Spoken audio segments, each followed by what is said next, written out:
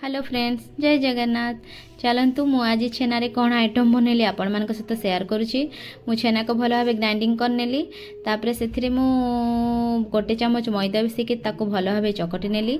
तार छोट छोट बॉल बनैकी मु ताको तेल रे हल्का हल्का रेड कलर आसवा जाके ताको भल भाव छाणी नेली। आपण माने छेना बॉल गुडी को पकेबार टिके समय पर जाके से डंगा किंबा चटु लगांतु, सांगे सांगे लगेबे नाही। एठी मु मसला बाटिया पई किछि काजू टमाटो पियाज अदा रसुण आउ किछि पोस्त को लेकिन तार फाइन पेस्ट बन नहीं मुझे किसी आलू को भी छाणिकी रखी। तापरे मु कड़ई बसैकी से प्रथमे गोटा मसला सब ऐड करदेली।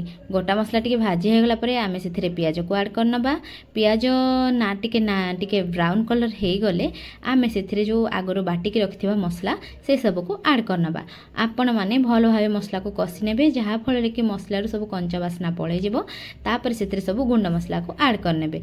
जीरा गुंड धनिया गुंड आउ काश्मीर रेड चिली पाउडर हल्दी गुंड आउ करी मसला मीट मसला। तापरे आपण माने भल भावे मसला को कसी नेबे।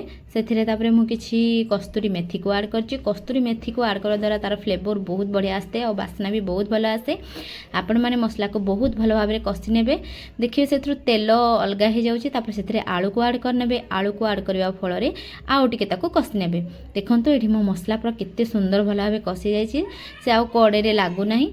सेही अवस्था रे आमे सेथिरे गरम पानी ऐड करनबा। देखंतु एठी मु गरम पानी ऐड कर नेछि। एथि आमे गरम पानी गुडी को फुटी आसले सेथिरे सब छेना बॉल गुडी को ऐड कर दबा। एठी देखंतु छेना बॉल गुडी को पूरा आमे टिके अधिका पानी दबा। कोन पाइना छेना बॉल गुडी को सब पानी को सोक कर नबो। सेत पय आमे टिके अधिका पानी देइथिबा।